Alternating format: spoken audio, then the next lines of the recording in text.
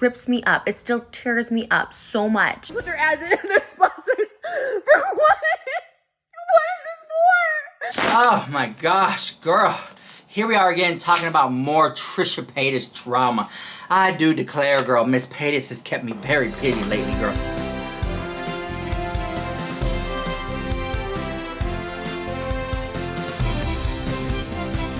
Miss Trisha Paytas has kept me so busy with all this piping hot tea, girl. Oh, I just finished the last of my tea. There's none left, but it just scorched my lips. It's so burned. And yes, the Versace. You know, if we're gonna do it, we're gonna sip tea. Guys, you want some tea, girl? You want some tea? Get your table ready. Grab a snack. Come on back, because we have a lot to talk about with Miss Trisha Paytas, girl. Get your teacup ready, girls, because I'm gonna pour you a little hot, scalding tea of this Trisha Paytas drama. Oh, so hot. It's hot off the press, girl. So hot. Oh my God. Hold on. Oh, there we go. You gotta break it for good luck, okay? Did you know that? Did you know about that? Okay, guys, so I want to say a big thank you for all of you guys who be like watching and commenting and liking. Like, thank you guys so much. Oh, my hair. This is not a wig, this is my hair. And just thank you guys. I love you guys so much. And like, it just means a lot to me that you guys like watch me, support me. And for those of you who can't afford to buy like my lashes and my merch and all the other stuff linked down below, just you guys watching, liking, commenting, sharing, that's all that stuff is free. So just thank you guys so much. And I just want to say a big thank you. Yeah, it really makes my day. So just like, thank you so much. Okay, so let's talk about this Trisha Paytas drama. It really does, it's so sad, girl. There's so much, girl. There is literally so much going on. And I want to play a little clip, right? So we know that she had this breakdown, right? Openly. Well, I don't think that was literally, like, I think that was just like the eruption of it. But if you really pay attention, girl, like seriously, if you really look at it, okay? She was, she was like kind of showing hints that this was gonna happen. Put their ads in their sponsors for what? What is this for? Right, I don't think that Trisha takes rejection lightly. I don't think that she likes hearing the word no. And I understand, girl, when you're used to getting your way and you're queen diva of the house, you're making all the money of the house, and girl, I think she kind of lives in a world where everything's about her, and that's great. You know, she created that. She deserves it. But I think that when she got with the H3 podcast and she lost her job with that, you know, her being a co-host on H3 podcast, it was a good gig. It was a good gig, girl. She lost that job. And she lost a lot of money that came along with that job. Let's not forget. She got fired. I mean, from an entertainment standpoint, she got fired. And I never forget this clip. There was a couple weeks ago. We ran the article here, story, however you want to say it, girl. Okay. We ran it here. And she mentioned something about, I'm so frustrated, it gets under my skin, I can't believe it, I can't let this go, I'm so upset. And I was like, oh, really? So is it the rejection part? Like, why can't you just let this go? So I'm gonna roll you the clip, grab a snack, come on back, we're gonna talk about it. Here we go. It's very long too. Roll it. I don't care. He has a way bigger fan base, a way louder fan base. They send me hate. They continue to send me hate. They continue to harass my sister. My sister's not even on social media anymore. She's not on TikTok. She's not anywhere. Because she made a stupid TikTok, deleted it right away, but now it lives on forever on the H3 podcast channel and the highlights. Under the title, like Trisha's sister, whatever. She took it down. She had remorse. She was sorry. And you're still blasting that. Like, the fans are so nasty and so brutal. They run my sister off social media. It's the worst. It's the most negative, toxic fan base. And it flipped in the matter of 24 hours. And now the tweet again. This makes me sad. You haven't even seen the podcast. You don't even know what I said. Like, it's not even out. This isn't a personal attack. I'm my own person. And now I'm getting so much hate again. It's just, that to me is toxic bullying, harassment, taking use of your fan base. Like, you want me out of your life. Like, stop talking about me. Stop putting me as the thumbnail, the title, the clickbait. Don't say, oh, I'm dragging this on and talking about when you're doing it too. I'm so frustrated and it's just so annoying. I kind of don't even care anymore. I'm just logging off. I just don't care. I'm logging off for the day. I don't care. Do you know how sad I was that Frenemies was over? Do you know how many times I quit Frenemies and then we film again Monday? Everyone still blames me for Frenemies being over. When in reality, when Ethan out of his own mouth on that last episode said, yeah, because he sent private messages between us to his crew, which obviously they're going to have some type of feeling about. Like, why wouldn't you? But those were meant for me, Ethan. And he showed it to the entire crew. Thus resulting in people not wanting. I was ready to film the next day. I was ready to do it. Thus him telling me like, oh, don't come film. Like, let's just take a couple days to cool off. Like all this stuff. When he was the one manipulating the situation, lying about the situation, then lying to the audience saying I wanted the entire crew fired. It still rips me up. It still tears me up so much. And the fact that he admitted it, but because it makes him just a tiny bit guilty in an equal part of Frenemies ending, it's just like, and then this trying to just really just sending hate my way for literally no reason because no one's even heard the.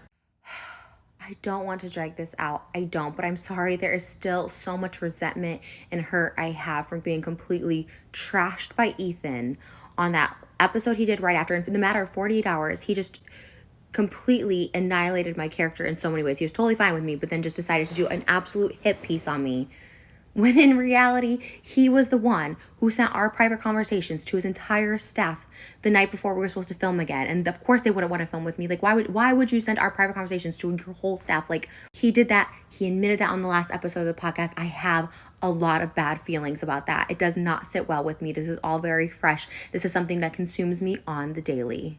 It hurts me so much and it eats at me so big to be like, just to be lied on. And for everyone being like, how are you never wrong? I'm always in the wrong. I'm always apologizing. I do a lot of wrong. I just wish other people could admit the same. I'm not reading any comments online because like the internet is just literally so stupid on so many levels. Like it is stupid. At the end of the day, it is stupid. But I take pride in not cowering away from people I have disagreements with, people that don't like me. Like I will always talk to, confront respectfully people that I have issues with, and I call it out. I don't know why people haven't even heard the episode and like, this is awful. It's like, you haven't even heard it.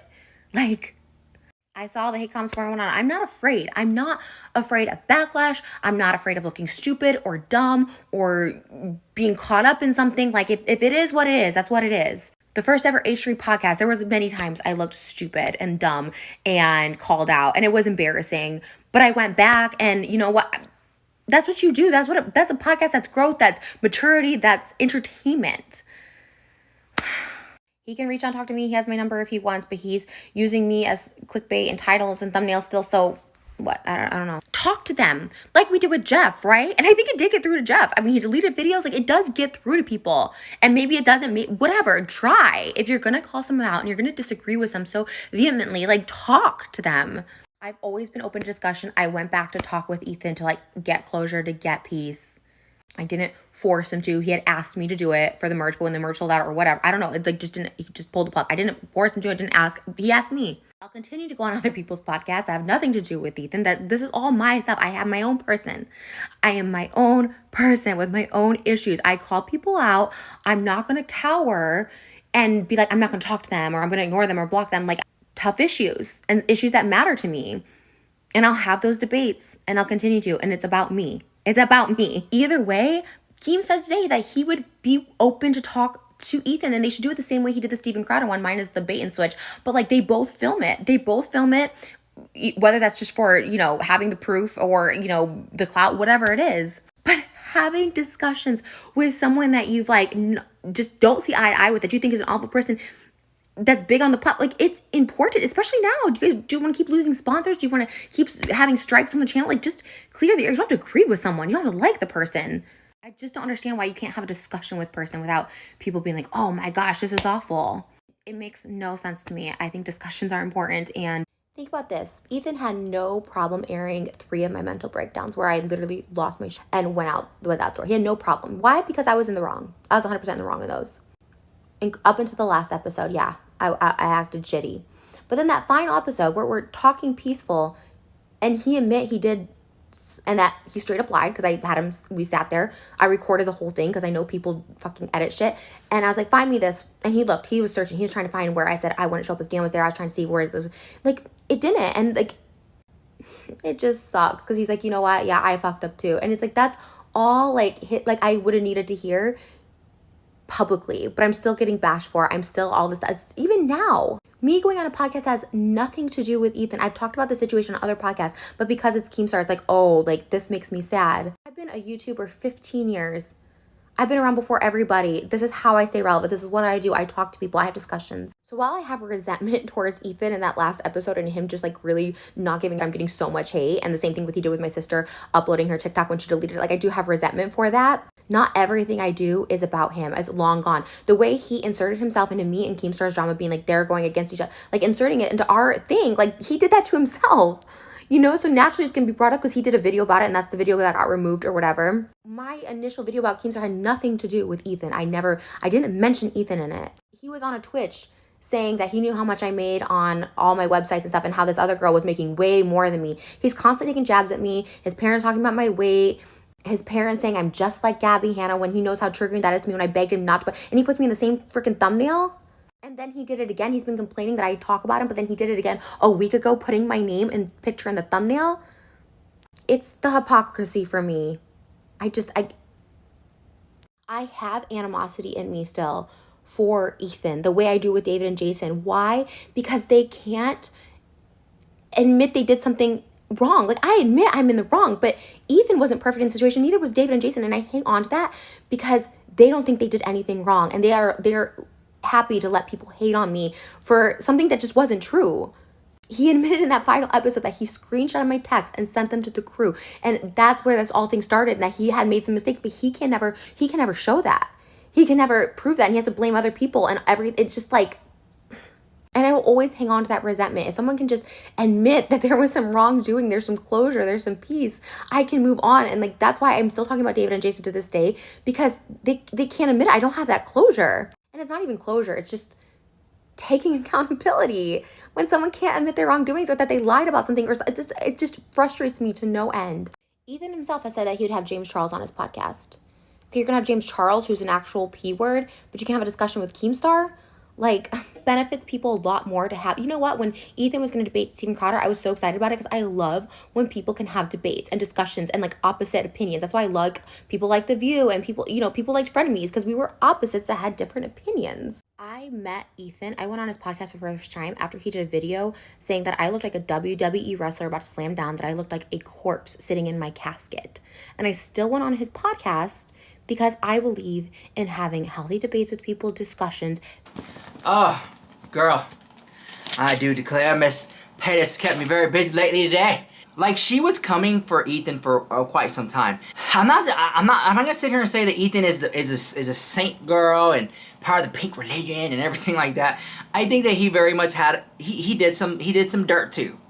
Okay, that's why I'm not gonna sit here and be about it, roddy. Team Ethan Klein 100%. Team Trisha Paytas 100%. I see it like Chanel. Like, see the Chanel logo? I see both sides of this drama. They're both in the wrong. And that doesn't mean they're bad people. It really doesn't. Everyone makes mistakes. Everyone falls off the wagon, gets back on. Everybody does that, right? It's not help. She says she's getting help. Trisha Paytas says she's going to therapy, getting help at the house or whatever. I don't believe that one bit, girl. Well, and if she is, the therapy ain't working, okay? She has lost jobs, lost money, lost friends, broken families up. Her connection with her subscribers has dropped. I see people subscribing. You know, you can't leave a comment on her video. She disabled the comments. You can't say anything over there. Not even constructive criticism. Not even those diehard Trisha Paytas fans who are like, Trisha, I love you so much, but I just want to be a little critical here. And I'm still gonna love and support you, but maybe if you clean the side of your street up. Nothing. You can't even say that. That's why you guys come here, you put in the comments down below, and go on all these other people, fabulous people who are making videos about it, and they're talking about it in the comments down below because you can't do it on Trisha's channel. The people want a way they can like vent and talk. It's just very interesting. And you know what's so weird? Is that Trisha Paytas had she had no remorse, not a care in the world when she came after David Dobrik and talking to girls and the beer, alcohol thing, the Shane Dawson drama. Who else, girl? Who has anytime there's an inkling of a little hanky-panky going on, she literally was the first one going down, making her video, girl, just lashing, I can't believe, and how dare, and whoop-de-whoop-de-woo. But now that people are asking her, questioning her, she don't want to talk. Oh, girl, I broke more stuff. She don't want to talk about it. She blocking people. She disabled her Twitter, her video. You can't leave a comment on her video. It's like, I don't understand how you felt so comfortable talking about those people's drama. But then when it's your turn, and they put the mirror in front of your face, you don't want to talk about it? It's like, it doesn't make any sense to me, girl. Like, just, you have no big, I mean, this is coming from a person who literally said things like dogs have no brains, and that's very much, I mean, she said so much, can't even get into it, girl. And this, you don't want to talk about it? It's like, girl, why not? You talk about everyone else's drama, misfortune, and their issues they went through. I do believe that Trisha Paytas has had some trauma. Lots of drama for her mama. Let's go to the Bahamas. When I get back, I'll tell your mama all the drama. Like, very much that. I do believe that. I do believe that she is a compulsive liar, because Shane Dawson himself allegedly told Peter Mon made a video saying that. I actually think I said it just a couple days ago, that when I met with Shane Dawson in Las Vegas, that he referred to Trisha Paytas as a pathological liar. So I kind of want to talk about the conversation and just put it to rest once and for all that I had with Shane. Your mom's main things, but liar's not one, girl. Okay? Just make that one clear. I think that she has an issue with compulsive lying. I really do think so. Friends in her circle have said it, and it's leaked out. People have been knowing this, girl. And I get it. You want to sit up there and lie for views and clout for social media and fake it till you make it? Go ahead. Go ahead. But it's kind of like it got a little bit too far with this drama that's going on. It just got way too far. It's gotten too messy. It's catching up with her. And I think that she's just kind of taken back and shook that people are coming for her. You know, because the only redeeming factor that she had was being on that damn H3 podcast. That was it. It made her likable. It made her vulnerable. People got to see another side of her, in a way. It opened up to a whole new audience who didn't know the Trisha that we know. And I think that was the last straw. And then when she broke that and started coming for him, you know, and I remember, like, she tweeted him so many times and he said one thing and she just popped off. Girl, come on. You have to literally give me that. Trisha Paytas has fans. As of right now, she don't got that many. But I believe that she can get in the good graces of the people once again. I really do think so. But she would really have to put in the work and try. I don't know what's going to happen, girl. She's evidently getting sued, mentioned in some lawsuit, girl. Oh.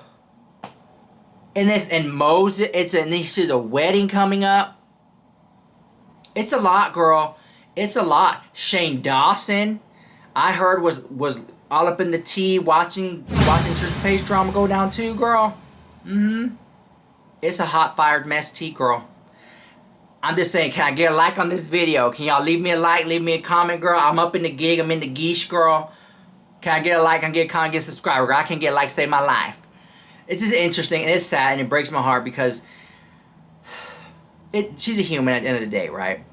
But it's like you give people, girl, you give people the benefit of the doubt so many times, and they continue to let you down. You just, at some point, you're just like, girl, I just can't anymore, you know? And I think a lot of her subscribers are like that. It's sad, and I don't even have the words for it. I think you know. And eventually, if I keep rambling on and rambling on and rambling on, I guess eventually what I'm trying to say will eventually come out. But it's just so sad, and it breaks my heart. And I just think that I don't know what's going to happen. And a friend of mine, we had a conversation. She said, you know, I kind of feel like if Trisha Paytas, when she finally lays to rest one day, she's going to be talked about in history books, psychological books. Like, she literally, if what she's saying is true, she has all these issues with her mind and therapy, and there's a lot of trauma in her life, and she made it this successful and this financially wealthy and financially independent. It's like, wow, you had all this working against you inside your head, and you still managed to make it and be successful entrepreneur. Like that, I'm telling you, people are gonna talk about it, girl. It really is. Whether it maybe had to do a lot of her lies and stuff, but I do think that she kind of lies for attention and views. And you know what sucks about it? Because I've met Trisha before in person. She doesn't need it. She doesn't need to lie to make herself fit in or seem cool. You know, like she talked about in her book when she went to school, in high school or whatever. She talked about that. She doesn't need that. She is entertaining and beautiful and wonderful as is. 100% as is. She doesn't need to lie. Doesn't need to, like, manipulate and bend things and do this. And she doesn't need any of that. She's great the way Trisha is. Trisha's great the way Trisha is. 100% hands down, period. Whether you like her or love her, whatever. You know, the Ethan thing, I can kind of see how people would want to come for him for like using her for clout and her mental illness and putting her in public display. I understand that, but I really do feel in my heart that he was a good friend to her and was really, truly, wholeheartedly trying to help her and was a positive influence in her life. But even if 100%, Ethan did everything right and walked on eggshells and bent over backwards for her more than any person have ever would in the world, even if he gave her 100% of the revenue from the podcast and this and that and just showered her with wealth and gifts, she still would have popped off and destroyed the relationship with Ethan Klein, because if you've been following Trisha for such a long time, she self-destructs, self-sabotages, and ruins relationships. She has said this herself. This was going to happen no matter what. This was going to happen no matter what. It seems like the only people that she somewhat seems to keep around no matter what is her mom and her sister. And she loves hard, and when they break up with her boyfriend, she goes all off. She pops off, girl. But it's interesting, the dynamic of that. Because it's a lot. We can go into that. Maybe another video if you guys want to hear about it. But let me know what you think about all that drama in the comments down below. Thank you guys for the likes and subscriptions. And like I said, all that. Not missed upon me. It really means so much to me that you guys watch my videos. Thank you guys so much for ringing the notification bell and everything. Thank you for making my wildest dreams come true.